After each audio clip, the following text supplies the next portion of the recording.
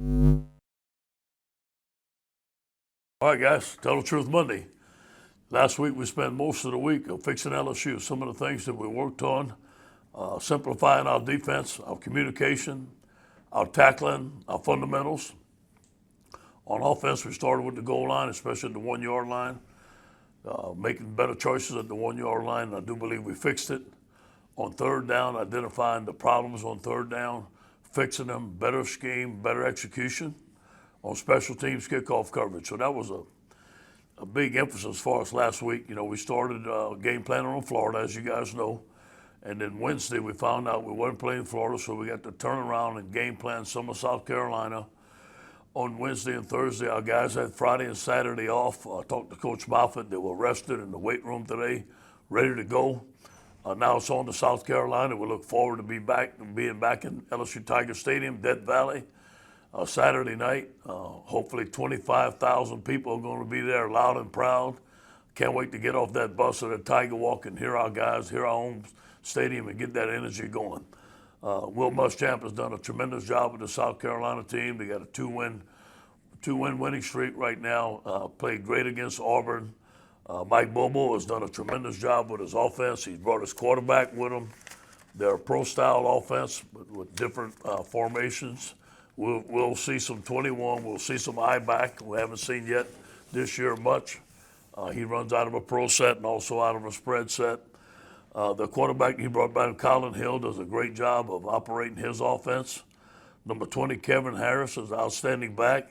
And number 13, Shi Smith, is one of the best players in the conference. He has 34 catches, 347 yards, and 3 touchdowns. Very fast, very elusive. On defense, he's a 4-3 guy. Will has always done a tremendous job with his defenses. His defenses up front are very active, a lot of stunts, play zone coverage, play man coverage, and zone blitz. It's going to be a tremendous challenge for us. We look forward to seeing our guys today on Tell the Truth Monday, getting back to playing LSU style of football. Any questions? Hey, Coach O, Garland Gillen, Fox 8 New Orleans. Last Wednesday on the conference call, you said that Myles was doubtful for the game on Saturday. If y'all would have played that game, would he have suited up? And can you update his condition? Is he going to practice early in the week? Yeah, he was not going to play last week. We expected him back early during the week. I just talked to Jack. He's questionable. It's taking a little bit more time for him to heal, and he's going to be questionable for the game. Hey, Matt Moscona from ESPN Baton Rouge. Two-part. Could you, to whatever degree you can, elaborate on what Myles' issue is? And then the other thing is, if you would, J.C. Horn, the defensive back in South Carolina, could you kind of give us a thumbnail on him? He had a really big week this past week, and what you expect with him and Terrace in that matchup? Yeah, first of all, he's got good genes. Joe Horn's his son, and very good, especially in press coverage. Gets his hands on you, will be tight, puts his hands around you, very tight coverage, has a nose for the football. We evaluated him. He's a great corner, and I know Joe's proud of him. Myles has a significant injury to his lower body, something that we do believe is going to heal. It's taken a little bit more time to heal, and we thought he'd be back today, but he's not, and I don't know if he's going to play this game.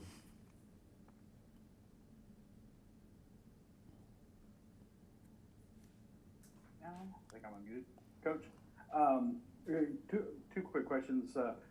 First of all, with the coronavirus situation and Coach Mullen having it, Coach Saban, they thought had it, have you been able to avoid it? I don't know if we've asked you personally. And second of all, we hear South Carolina described as a tough team. How do you have to match their toughness, their grit Saturday night? Yeah, first of all, we have to be aware, follow the protocol, and hopefully that I'm able to stay free of it during the season. And I think that it would be tough to be away from our football team. And I can understand Coach Saban not wanting to be away from his team, anybody. This is the time of year that we need to be with our football team. So, yes, South Carolina is a tough team. They have grit. We're going to have some tough practices. We have to find out about ourselves. I like to pride ourselves in being tough, but we're going to find out on Saturday who can be the toughest team. And following up with, kind of the quarterback situation, you had another week with your true freshman back there preparing again for the possibility of playing. What have you seen the growth for them? Has anybody kind of stepped forward yet to you? To be honest, they both had fantastic weeks. Both of them are very impressive. I believe both of those guys have NFL talent, quarterback. Now they haven't been in the live action. They're both freshmen, but we're going to practice both of those quarterbacks this week. We're going to tell them whoever has the best week is going to start. And I plan on giving both of them a chance during the game. Either one starts, I want to see what they can do, and the only way to do it is under live action. Yeah, to kind of build on that, I mean, I imagine you have to have kind of a conversation with some of these guys about what they're facing. I guess just kind of how have they handled that, those two true freshmen, and also, I mean, is it a situation where it's purely who's looking better, or is it you're looking for a certain thing out of that quarterback? I think it's a combination of both. We'll see what South Carolina gives us on defense and who best suits to play it. But they got to have a good week. We're not going to give it to anybody. They got to perform. Last week both of them were ready to start in the swamp, and so they got prepared for that. They didn't know who was going to start, so it's going to be the same thing this week.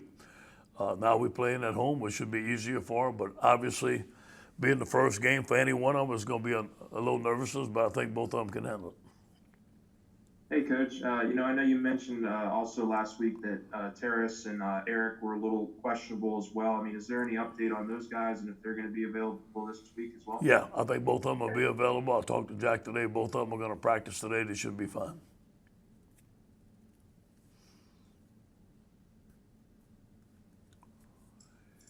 Hey, Coach, just wondering, what did you find in yourself scout? You had some time to kind of look at yourselves and figure out maybe some quick areas that you can fix. Yeah. Shooting ourselves in the foot. It's all about us making mistakes, communication, not having the right gap fits, not aligning the formations, not making the proper calls, guys running wide open down the field. It all comes down to communication. It all comes down to simplification, what our guys can handle. I think this week we did a lot of soul searching on what we're telling the guys, how we're telling them. It's not how much we know, it's how much they know. And they've got to be able to do that on the field. So most of all, it was about us shooting ourselves in the foot. Hey, Coach Garland again with a follow-up. I think Finley, when he enrolled at LSU, he was in the 260 range weight. I think he's down to about 240. Yeah. I think we know him as a passer, but can he also make moves now, getting that lower weight down to 240? Yeah, I think it's helped him. He scrambled. We had a 2-minute drill on Thursday. He scrambled out of there. Looked very, very good. And obviously Max is very fast. I think Max is comparable in speed to Joe Burrow, a little bit faster. Max is a better scrambler than TJ. He's more of a dual threat quarterback. But if so, TJ can move out of the pocket and avoid the rush. Hey, it's Matt Moscona again. I have a COVID question, if I could. There's a really extensive feature at SI today about contact tracing being even a bigger issue, really, than positive tests. I'm curious, and part of the crux, and I don't know if you had a chance to read it yet, but Todd Berry and Mac Rhodes, a lot of coaches and ADs have said they're considering allowing players the opportunity to test out of contact tracing, where they have to sit out for 14 days. Have you all as a staff or as an athletic department talked about that? Do you have a feeling on that generally? Yeah, we have talked about that with Shelley, with Jack. We talked about that obviously in August. We had a lot of talks on the Zoom meetings in the SEC. That was discussed how we could do that, how we can get out of it, and not getting guys quarantined for 14 days. Because the thing happens, a guy gets quarantined for 14 days, he doesn't have COVID, he can come back and get the COVID. It's like a domino effect. So how do we stop the domino effect? We have discussed that.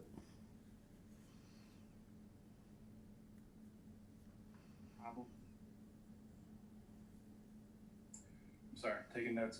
Just to follow up, you talked about the communication, and I was just curious, is that to the field or on the field that you are finding that you're having the most? Mostly on the field. Now, we had one miscommunication last week against Missouri. They had one personnel grouping in the game. We called one defense. They changed the personnel grouping. We changed the defense. and not everybody got the call. And they should have, and the call was sent in. So that was one from the sideline that we should have done a better job. The other ones were communication within the defensive scheme on the field. Hey, Coach O, Jared Joseph, Fox 44.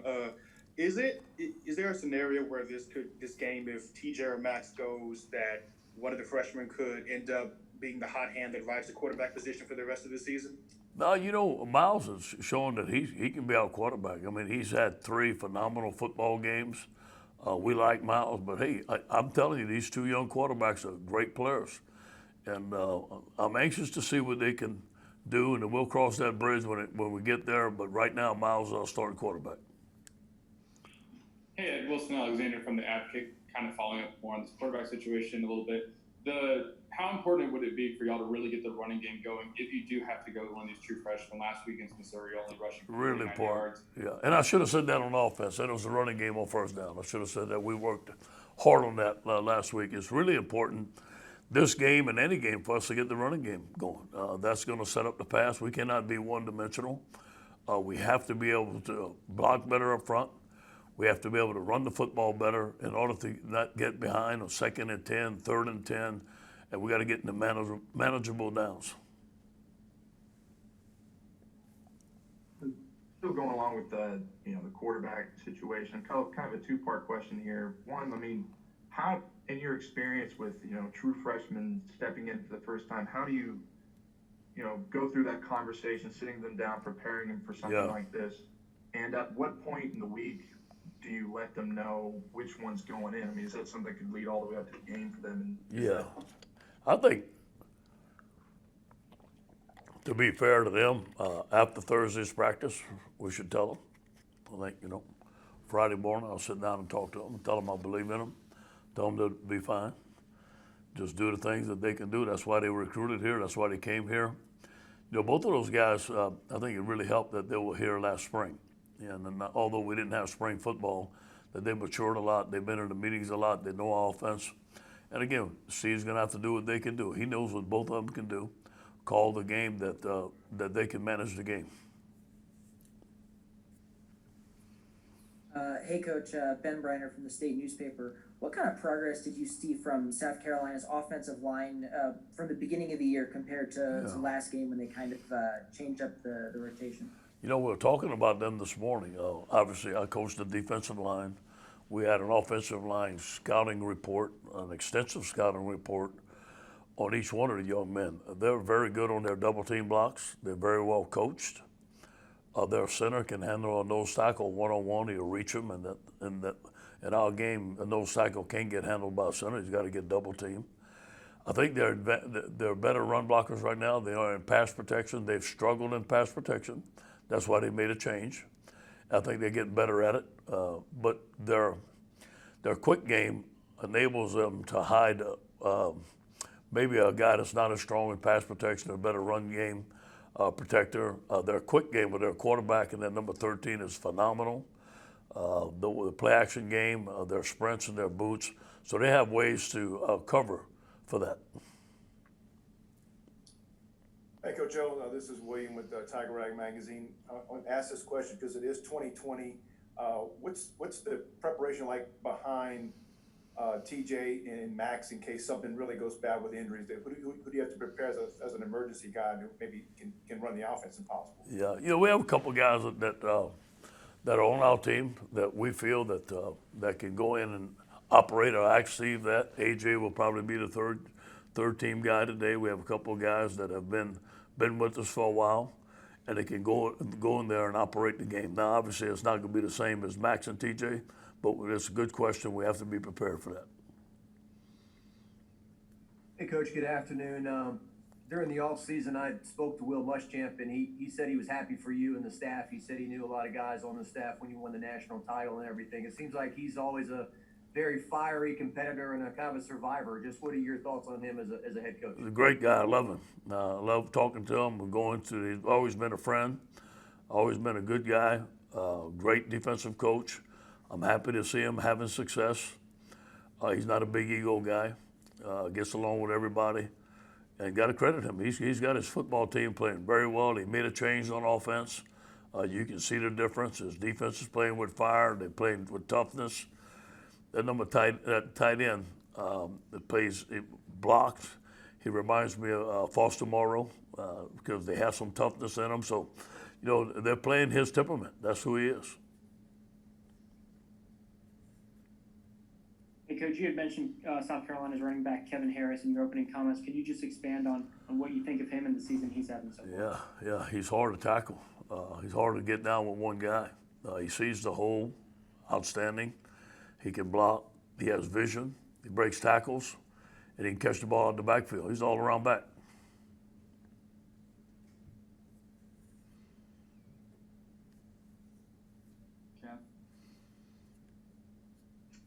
Hey, Coach, Jeff Duncan at The Athletic. How much time have you had, or have you had a chance to evaluate J.C. Horn, their star cornerback at South Carolina? And what are your impressions of him? Yeah, we talked about him yesterday. We have a scouting report. We have advanced scouts that do the work, and they watch every game, and they give us a scouting report. He's a great press guy. He's very handsy, and in a competitive way, a good way to say it. Obviously, he has great genes. He's one of the top corners. He's playing very well. He's an open field tackler, plays the ball very well. Outstanding player. And I'm just curious what the message is this week. Are you trying to light a fire under their butt, or are you trying to get them to play controlled, capable of what they can do? No, I think we need to play with a lot of energy. I think we should be rested. I told the guys last week, press the restart button. Let's go. Come to work. Coaches come to work positive. I started today with a positive mindset with our coaching staff, a positive mindset to win the football game. Let's coach every day. Let's do our best job coaching. I'm going to ask our players, I'm going to tell them, listen, I ask the coaches to give us our very best. Let's give our very best in practice, because when you go back and you don't play well, you got to look at your practices. And we've been up and down in practice. Last week we put 3 practices together, great practice. This week we got to put 4, and leading up to the game. I think it's not more or less being fired up on Saturday, it's about being fired up today and getting better today, because we got a lot of improvement to do on LSU, not South Carolina, on LSU. Hey, Coach, going back to the J.C. Horn, Terrace Marshall matchup, what do you think Marshall's strengths could be to help him have an advantage against Horn on Saturday?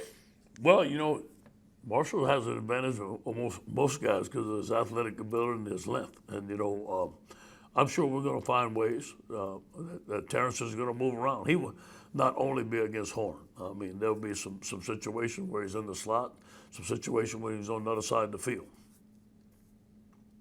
That's all I'm going to say about that.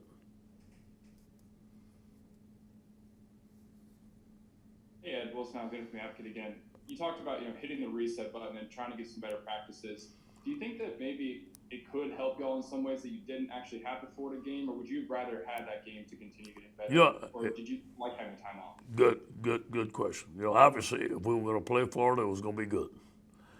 But I come to find out, talking to Jack, our players were tired. Our players were beat up. They needed the time off. Talking to Tommy, it seemed like our guys came back today re-energized. We had a few guys banged up that needed the weekend to get a little bit better. I thought having the weekend off would help Myles, but obviously it hasn't, so we're going to have to deal with that at the task at hand. But it turned out to be a good thing for us. Our guys could get some rest. We need to build off of this because we had 2 extra days on South Carolina, so we should be ahead this week.